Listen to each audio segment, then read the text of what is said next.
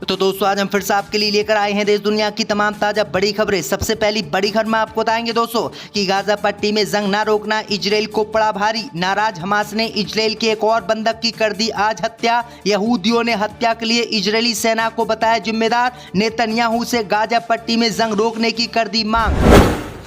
ईद से पहले अतीक अहमद की पत्नी को गिरफ्तार करने के लिए योगी सरकार ने पुलिस की फौज की तैयार। प्रयागराज में चप्पे चप्पे पर पुलिस की तैनात। ईद से पहले अतीक अहमद की पत्नी को गिरफ्तार करना चाहती है यूपी पुलिस। मुख्तार अंसारी के भाई अफजल अंसारी को समर्थन देंगे पल्लवी पटेल। ओवैसी सपा को घेरने की हो रही है तैयारी। असदुद्दीन ओवैसी ने कर दिया परिवार पर बड़ा एहसान। कांग्रेस का घोषणा पत्र बदल सकता है भारत का चेहरा। राहुल गांधी ने अपनी रैली में किया ऐलान। कहा 30 लाख सरकारी नौकरी के साथ पूरे देश के किसानों का कर्ज करेंगे माफ।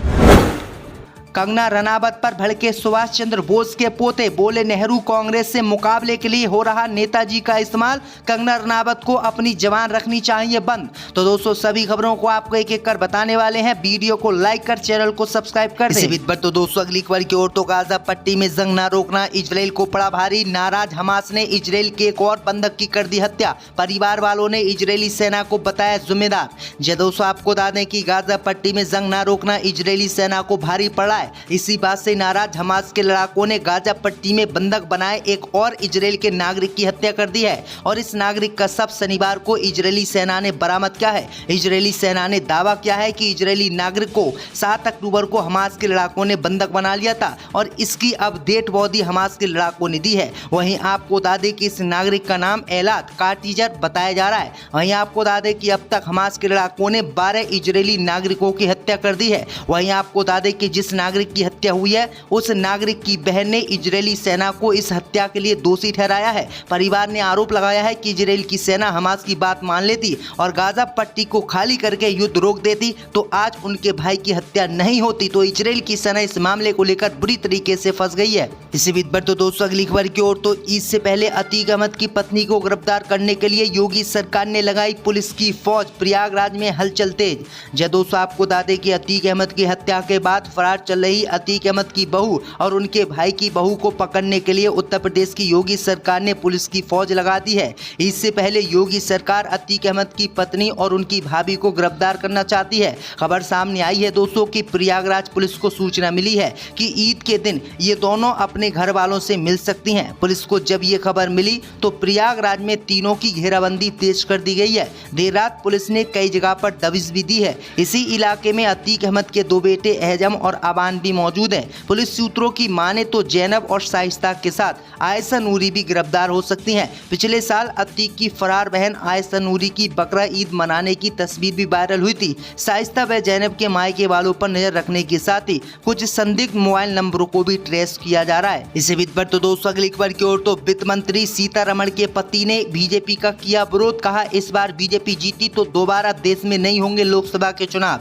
जो दोस्तों आपको बता दें कि बीजेपी नेता और केंद्रीय वित्त मंत्री निर्मला सीतारमण के पति और अर्थशास्त्री परकला प्रभाकर ने लोकसभा चुनाव को लेकर बड़ी टिप्पणी की है। उन्होंने मोदी सरकार पर आरोप लगाते हुए कहा है कि अगर 2024 में दोबारा बीजेपी की सरकार बनती है तो उसके बाद फिर देश में कभी भी चुनाव नहीं होंगे। अब ये वीडियो उनका सोशल मीडिया पर जमकर वायरल हो रहा है और कांग्रेस पार्टी उनके वीडियो का जमकर समर्थन कर रही है। इसी बीच पर तो दोस्तों अगली खबर की ओर तो लोकसभा चुनाव से पहले मुख्तार अंसारी के परिवार के समर्थन में उतरे ओवैसी। मुख्तार अंसारी के भाई अफजल अंसारी को समर्थन देने का ओवैसी और पल्लवी पटेल ने किया ऐलान।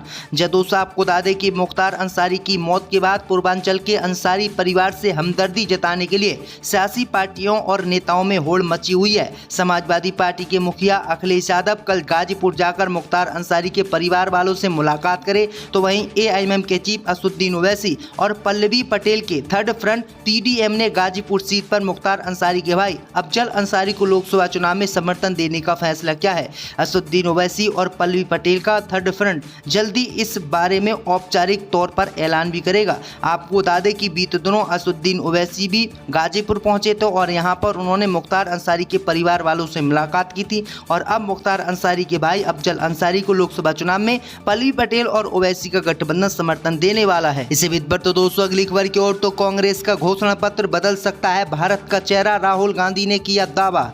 जी दोस्तों आपको बता दें कि कांग्रेस नेता राहुल गांधी ने लोकसभा चुनाव के लिए पार्टी के घोषणा पत्र को क्रांति करार दिया है और बताया है कि ये देश का चेहरा बदल सकता है। उन्होंने कहा कि ये घोषणा पत्र देश के गरीबों, किसानों, युवाओं, महिलाओं के जीवन में बदलाव ला सकता है। कांग्रेस नेता शनिवार शाम को पार्टी के चुनावी घोषणा पत्र को हैदराबाद के बाहरी इलाकों में जनसभा को संबोधित किए। इसी दौरान राहुल गांधी ने ये ऐलान किया है। आपको बता दें कि राहुल गांधी ने 30 लाख सरकारी नौकरी के साथ ही गरीब परिवारों को आर्थिक मदद देने का भी ऐलान किया है। इसी पर तो दोस्तों अगली खबर की ओर तो बीजेपी प्रत्याशी कंगना रनावत पर भड़के सुभाष चंद्र बोस के पोते, बोले नेहरू कांग्रेस से मुकाबले के लिए हो रहा नेताजी का इस्तेमाल। दोस्तों आपको बता दें कि नेताजी सुभाष चंद्र बोस को देश का पहला प्रधानमंत्री बताने वाली बीजेपी उम्मीदवार कंगना रनावत पर अब नेताजी के परिवार के एक सदस्य ने सवाल खड़ा किया है। नेताजी के पोते और पूर्व बीजेपी नेता चंद्र कुमार बेस ने कंगना के बयान को नेताजी की विरासत से छेड़छाड़ बताया है। अदाकारा से नेता बनी कंगना रनावत को फटकार लगाते हुए चंद्र कुमार बोस ने कहा कि कंगना का बयान इतिहास को विकृत करने और राजनीतिक लाभ के लिए बोस की विरासत में हेरफेर करने का प्रयास है। इसकी कड़ी निंदा करते हैं। दरअसल आपको बता दें कि कंगना रनावत ने 2 दिन पहले ही सुभाष चंद्र बोस को भारत का पहला प्रधानमंत्री बताया था। इसका लोगों ने जमकर विरोध भी किया था। पर तो दोस्तों अगली खबर की ओर तो ईद से पहले अतीक अहमद की पत्नी को गिरफ्तार करने के लिए योगी सरकार ने लगाई पुलिस की फौज, प्रयागराज में हलचल तेज। दोस्तों आपको बता दें कि अतीक अहमद की हत्या के बाद फरार चल रही अतीक अहमद की बहू और उनके भाई की बहू को पकड़ने के लिए उत्तर प्रदेश की योगी सरकार ने पुलिस की फौज लगा दी है। इससे पहले योगी सरकार अतीक अहमद की पत्नी और उनकी भाभी को गिरफ्तार करना चाहती है। खबर सामने आई है दोस्तों कि प्रयागराज पुलिस को सूचना मिली है कि ईद के दिन ये दोनों अपने घर वालों से मिल सकती हैं। पुलिस को जब ये खबर मिली तो प्रयागराज में तीनों की घेराबंदी तेज कर दी गई है। देर रात पुलिस ने कई जगह पर दबिश भी दी है। इसी इलाके में अतीक अहमद के 2 बेटे एहजम और अबान भी मौजूद हैं। पुलिस सूत्रों की माने तो जैनब और शाइस्ता के साथ आयशा नूरी भी गिरफ्तार हो सकती हैं। पिछले साल अतीक की फरार बहन आयशा नूरी की बकरा ईद मनाने की तस्वीर भी वायरल हुई थी। शाइस्ता व जैनब के मायके वालों पर नजर रखने के साथ ही कुछ संदिग्ध मोबाइल नंबरों को भी ट्रेस किया जा रहा है। इसी बीच पर तो दोस्तों अगली खबर की ओर तो वित्त मंत्री सीतारमण के पति ने बीजेपी का किया विरोध, कहा इस बार बीजेपी जीती तो दोबारा देश में नहीं होंगे लोकसभा के चुनाव।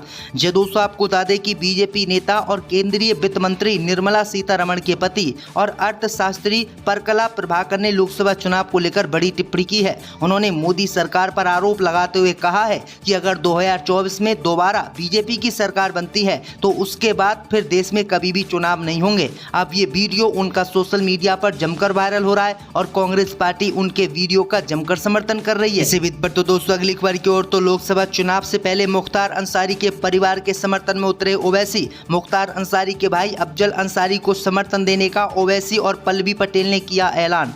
दोस्तों आपको बता दें कि मुख्तार अंसारी की मौत के बाद पूर्वांचल के अंसारी परिवार से हमदर्दी जताने के लिए सियासी पार्टियों और नेताओं में होड़ मची हुई है। समाजवादी पार्टी के मुखिया अखिलेश यादव कल गाजीपुर जाकर मुख्तार अंसारी के परिवार वालों से मुलाकात करे तो वहीं एआईएमएम के चीफ असदुद्दीन ओवैसी और पल्लवी पटेल के थर्ड फ्रंट पीडीएम ने गाजीपुर सीट पर मुख्तार अंसारी के भाई अफजल अंसारी को लोकसभा चुनाव में समर्थन देने का फैसला किया है। असदुद्दीन ओवैसी और पल्लवी पटेल का थर्ड फ्रंट जल्दी इस बारे में औपचारिक तौर पर ऐलान भी करेगा। आपको बता दें कि बीते दिनों असदुद्दीन ओवैसी भी गाजीपुर पहुंचे थे और यहां पर उन्होंने मुख्तार अंसारी के परिवार वालों से मुलाकात की थी और अब मुख्तार अंसारी के भाई अफजल अंसारी को लोकसभा चुनाव में पल्लवी पटेल और ओवैसी का गठबंधन समर्थन देने वाला है। इसी बीच पर तो दोस्तों अगली खबर की ओर तो कांग्रेस का घोषणा पत्र बदल सकता है भारत का चेहरा, राहुल गांधी ने किया दावा। दोस्तों आपको बता दें कि कांग्रेस नेता राहुल गांधी ने लोकसभा चुनाव के लिए पार्टी के घोषणा पत्र को क्रांति करार दिया है और बताया है कि ये देश का चेहरा बदल सकता है। उन्होंने कहा कि ये घोषणा पत्र देश के गरीबों, किसानों, युवाओं, महिलाओं के जीवन में बदलाव ला सकता है।